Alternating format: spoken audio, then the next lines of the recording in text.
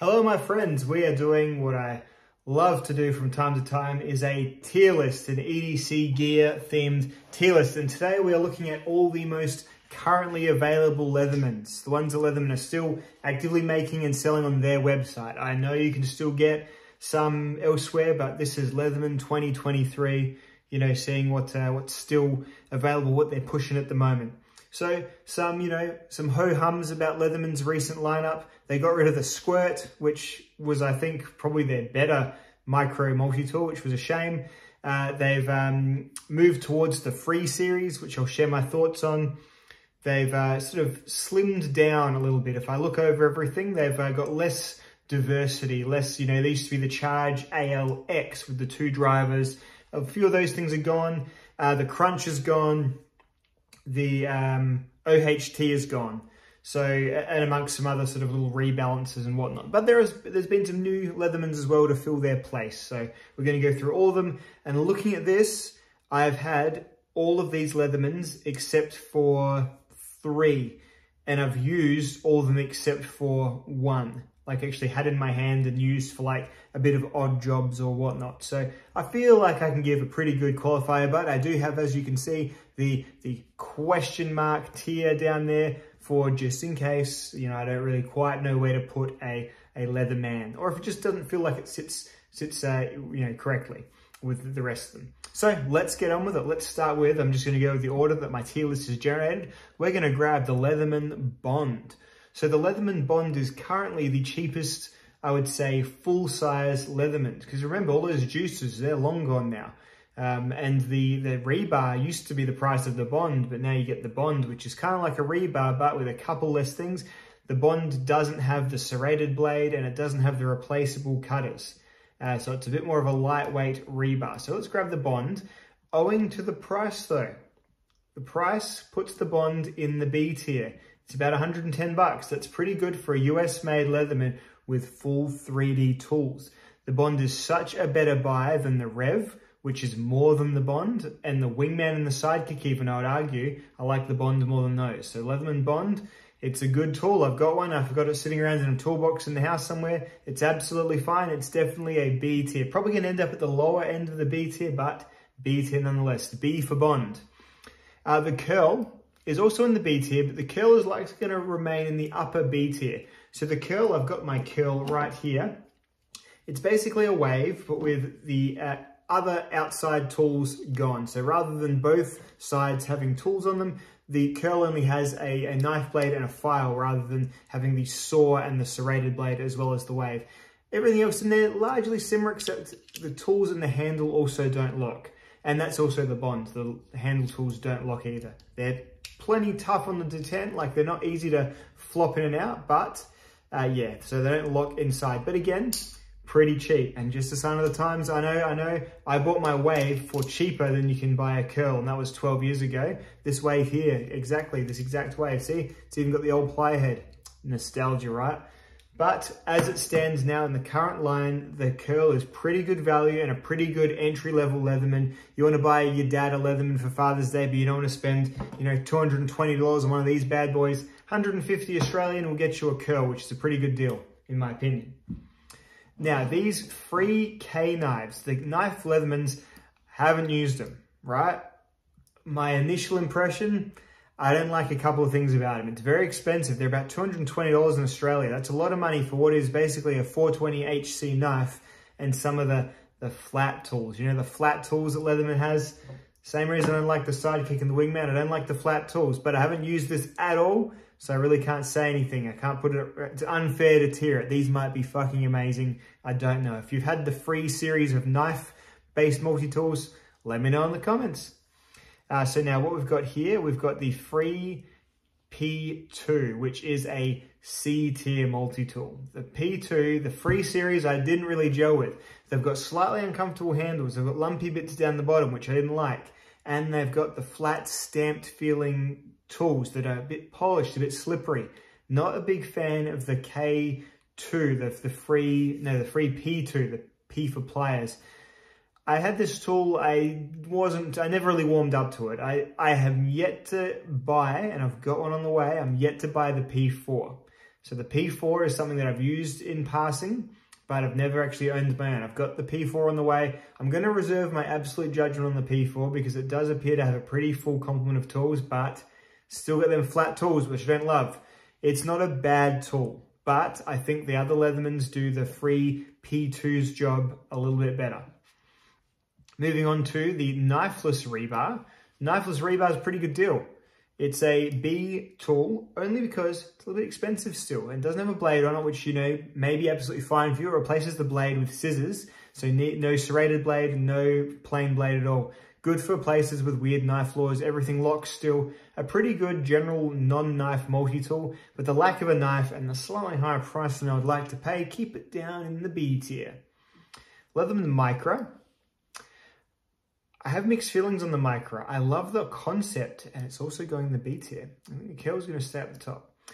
The Micro it's good, but for the amount I think I would use it, I never really ended up using it much. And I think it turns out for me personally, scissors on a multi-tool aren't the most essential thing. And having it based around scissors to me, don't like it as much as the Squirt, which I was sort of bemoaning the loss of the Squirt. The Squirt was a great multi-tool. Hopefully they come out with something similar to the Squirt, nice and soon. Maybe a little magnetic flippy one or something like that. Who knows? The Mutt is a cool tool. The Mutt is an A tier tool. It's going to be bottom of the A tier because it is quite specific in its uses. It's got some gun stuff on it that aren't sort of applicable to everyone that would make it an S tier multi-tool, but it's super heavy duty feeling, super robust feeling. I love the hammer pommel. They later recreated that on the Sigma. I love that. It's got the driver bit, the exchangeable bit, which is fine, I guess. It's got a big old blade, partially serrated. I actually quite like the partially serrated blade as an option on a multi-tool, but it's got some gun stuff on it that I've never really needed to use. I've only shot a few times in my life, and it's not something to the extent that I would need all these gun-based tools on, but a really cool, really high quality, really tanky multi-tool that if you are a gun person, you probably would really enjoy. Bit pricey though, but they all kind of are from this point, I think. Now the Raptor shears. The Raptor shears are very cool as well. They're very specific. They're not super expensive, they're about 150 bucks. But the Raptor shears, if you're a paramedic, are really, really cool. And I always see my local paramedics, they all carry them. So they must be good. And it's probably something that you get, your family probably buy you one when you graduate from paramedic school or whatever. But there's got to be something to it. And they've all seen use. I've seen them actually using them over the cheapo shears that they get given from like their first aid kits and whatever. So they must be nice, neat, tight scissors. I've handled them. I've used them just to stuff around with. And yeah, it's enough to say, yeah, definitely a nice purpose-driven tool again. A bit like the Mutt, so definitely not for everyone. But if you're after that purpose, A tier for sure. Now the Rebar, as a basic tool, still in the A tier. Used to be one of the best Leatherman deals because they were about 100 bucks. Now they're about $190, so they've really, really taken off. And you don't get a huge amount more compared to the Bond, which is about $90, almost half the price less. The tools do lock in the handle. It does have those replaceable cutters if you care for that. But generally speaking, the price is kind of just keeping it out of the S tier. It's still an old-fashioned style of multi-tool as well, where everything opens from the inside, which means your pliers are more comfortable, but your tools are a bit more fiddly to get out. I still quite like the internal tool multi-tools, but it's sort of dropped down a little bit. I used to put this at the top, at the S rank, when they used to be like the cheap, full-sized, full complement option, but the prices let them get away just a little bit, and when really the Wave just is so much better for only about $20 extra. The Rev is a D tier tool. So the Rev was everything about that direction back in 2016 that I really didn't like Leatherman take. Those stamped sort of really tinny feeling handles. Sprung pliers I didn't particularly like, although I don't think the Revs are sprung. The stamped overly polished tools, didn't like them. The Revs even got a slightly awkward knife. It's kind of sold as like it's not a one-hand opening knife, so don't ban us England or whatever it was. The Rev just didn't ring any bells for me at all. And when you can see it's the same price as the Bond in Australia, it's just the night and day difference. The Bond has a good robust feeling to it, even though things on it don't lock, but the tools are sharp, square finish, nice, and they're not overly tumbled. It just feels like night and day the difference. It almost feels like the Rev isn't made by Leatherman. And it's kind of like, I've got a bit of heat from this, and I'm sure I'll draw a bit more as I go on, because let's get into the Sidekick. So the Sidekick and the Wingman, they're both in the lower C tier. one of my most disliked reviews ever, and my ratio is usually pretty good, but it got about 1 in 5 people disliked my thoughts on the Sidekick and the Wingman, right? I just find them, I feel like they don't feel like Leathermans. They feel like they're made by a completely different company, and things on them just fail to me. So I could never get my Wingman scissors to work properly. They feel like just a whole bunch cheaper, and the tools on them, again, I'm going on a bit, but the flat stamped filling tools, which continue to spread through the K series of knives, through the K knives and the free P sort of multi-tools, just not a fan. And so the Wingman and the Sidekick, and especially now, they're almost as expensive. They've really climbed up in price. They're almost as expensive as the Rebar, almost as expensive really as the Wave and the Curl. The Curl is actually cheaper than the Sidekick and the Wingman here in Australia. Sidekick Wingman, 170, Curl 150. It's simple to me, simple and clear. The Curl feels so much more robust than the Wingman or the Sidekick. Signal, the Leatherman Signal, I like. You know what? I like the sort of tailor-made Leathermans. I think it's because I'm a bit of a collector. It tickles me you can have a Leatherman for each occasion, you know? People will say, yeah, the whistle's dumb and the ferro rod's tiny, but I love the hammer. I love the hex head little wrench on there. I like the general ruggedness of it. It feels like a proper outdoors tool, and that's probably just the marketing talking to me. I like how it looks.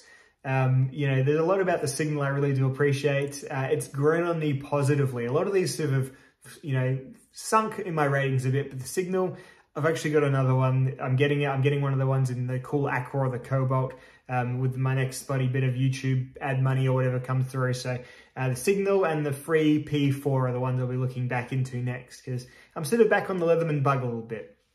Now the Skeletal, they don't seem to make the Skeletal CX anymore. I can't see it on my side, my Leatherman Australia side. The Skeletal is a lower B tool, because the cool thing about the Skeletal CX, which I have on my belt right here, first video ever made, this exact Leatherman Skeletal CX, the Leatherman Skeletal CX was a good pocket knife, or at least a good enough pocket knife due to it having a much better blade steel. The 154cm will outcut the 420 HC till the cows come home, right? And the ergonomics make it for a really good little pocket knife, and it's a plain blade as well. So it actually feels like a little EDC knife on a pair of pliers, right? The standard Skeletal has a partially serrated blade in 420 HC, and as such, kind of loses a couple of those points. It's still a really cool design, really compact little pair of pliers, pair of drivers, and a knife. Like, that's about the essentials, isn't it, right?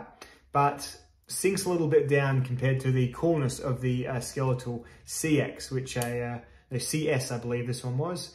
And yeah, it's a shame.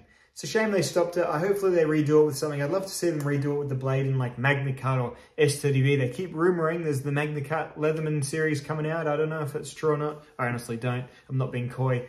Now, moving up to the Surge Stainless, straight into the S tier, the Surge, the Stainless Surge, I mean, I guess when they say stainless, they just mean not the black oxide. They make black oxide versions of most of these. The Stainless Surge is the full-sized, full-capability Leatherman that I basically recommend to everyone. All it is, you look at your three big general-purpose Leathermans. You've got the P4, you've got the Surge Stainless, and you've got the Super Tool. Super Tool is the most traditional. Surge is somewhere in the middle. So the Surge has part outside opening tools, and then you still have to open up the pliers to get some of those inside plier tools. And then the P4 series is everything's openable from the outside. And so yeah, that's that's going to be up to your preference really. I just feel like the Surge is the most rugged, robust out of all of them. I feel like the knife blades are the best. I like the file exchanger blade. All very, very cool, and I prefer the complement of tools on the Surge, even, and I haven't had it yet, to the K4. So the P4, goodness me, these free series I'm not keeping up, am I? So I really like the Surge as a tool, and I think it's probably, if you want the biggest, best Leatherman, I would almost say the Surge is the one to go with. That's not to say the Super Tool 300 is any slouch. It's a classic, and the tools are nice, sturdy, solid. It just doesn't have scissors on it. If it had a big old pair of scissors on it, you'd probably be able to say, yep, this directly competes with the Surge, as long as you're happy for the tools to be accessed in a different way. But it's a lot cheaper than the Surge as well. These are about $200 in Australia, which is pretty good for a very full complement of tools. Feels very much like a plier-focused tool, like the pliers are like the piece de resistance of the super tool. They're comfortable to use. I've got, owing to all the tools being on the inside of the handles, the most comfortable grip. It's a good tool, the super tool. I really, really like it. It's almost a NES, but just lacks that little bit of that little edge that having a pair of scissors, having like the modern, more modern design would probably get it over the line. Wave straight up to the S, and so is the Charge, and the Charge TTI and the weight, all the different variants of these. These are the premium Leathermans, and they still haven't been able to quite surpass these designs. I'll just dump the P4 in the question mark category. But back to the Wave, Surge, Charge. This is the series, I think, of Leatherman that you kind of still go, yep, that's premium Leatherman. That's the one to suggest, to openly recommend to people. If your money's no money's no object, you want to get a good Leatherman, get yourself a Charge. Hell, get yourself a Charge TTI. Enjoy the S30V blade. They're expensive in Australia. They're like $400 now for the Charge TTI. Probably wouldn't pay that myself, but a basic Charge, bit of extra good blade, but even still, the Leatherman Wave, it's a comfortable user, and it's actually a little bit more comfortable in the hands than the Charge. I know these Charge scales are supposed to make it a bit more comfortable than the Wave scales, but they make it boxier, and me bearing down on both of these right now, Wave's more comfortable. So the Charge really is about having an extra, bit of a boost in blade steel, and an extra gut hook on the back of your serrated blade. A couple of little extras on the Charge, which do make it a very good tool. But I think the best actual Leatherman is, well, either the Surge or the Wave, depending on how big you want to go. Surge probably has a slight edge in terms of variability of tools and your options and things like that. So, you know what, it has a big old pair of scissors if you like the scissors. These little Leatherman scissors are kind of dinky, don't really use them for a great deal. So yeah. In short, I guess that's the result. The best Leatherman, I think, is probably the Surge, followed by, if you're after something a bit more compact, the Wave or the Charge. Then you've got your A tier with your more sort of your classic Super Tool 300, and then your quite specific use tools are all really executed well, but it's their specific use that prevents them from being outwardly recommendable to everyone. Your B tier are like your mid-priced and your general solid options that still have a couple of things holding them back. And then your C tier are the ones that I just never really took a shine to. Those stamped tools, the magnetic opening and closing that gets bits in it, the slightly odd handles. There's a few things wrong with those C tier multi-tools that I don't love. D is the Rev, which I just feel is like, it just doesn't make sense in the same line as the Bond. Why you would choose the Rev over the Bond, I don't know. And then those ones, who knows? Maybe I'll love the P4. Really not sure. Yeah, I'm trying not to make up my mind whether it's gonna. I feel like I'm likely to feel the same way about this as I did for the P2, but there you go. Can't see myself ever really being drawn to those K series of knife-based free Leatherman. I've got enough knives. The tools look flat and stamped. Doesn't really do it for me. So anyway, we'll see. Hey. Hope you've enjoyed the multi-tool gobbledygook, 18 solid minutes of it. Hopefully I talked you to sleep at the very least. Put it on at night time, as you're getting into bed, my dulcet, dull voice, seeing you through to dreamland talking about Leathermans. This is a pretty good way to go, isn't it? All right, my friends, I will see you all in the next film. Goodbye.